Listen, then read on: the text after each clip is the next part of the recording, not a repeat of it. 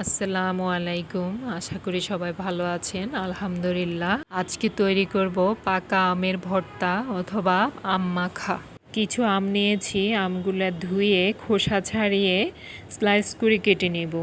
আমগুলো পাকা বাট একদম নরম হয়নি, খোসা ছাড়িয়ে স্লাইস করে কেটে নেওয়া যাবে। একদম নরম হয়ে গেলে ওই আম দিয়ে ভর্তাটা অত ভালো লাগে না, বাট আমার কাছে মনে হয়। এখন আম স্লাইস করে কেটে নেব। এখানে বিট লবণ নিয়েছি, চিনি নিয়েছি, আম কেটে নিয়েছি স্লাইস করে, কিছু পুদিনা কুচিয়ে নিয়েছি, মরিচটা ভেজে নিয়েছি। এখন এই ভাজা মরিচে 1 চামচ সাদা লবণ নিব। এখন অ্যাড করব চিনি। চিনিটা যার যার পছন্দ মতো, আমটা মিষ্টি হলে চিনি দিতে হয় না, বাট আমার আমটা একটু টক, আমাদের গাছের আম। এখন সব একসাথে ম্যাশ করে নেব পারফেক্টলি।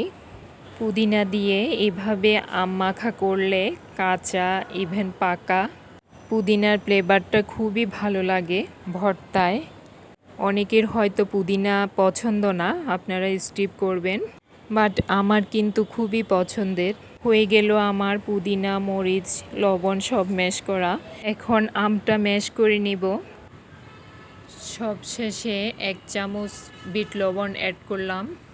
যে কোনো ধরনের ভর্তা ইভেন সালাদে বিট লবণ টেস্টটা অনেক গুণে বাড়িয়ে দেয়। ফাইনালি হয়ে গেল আমার আম মাখা।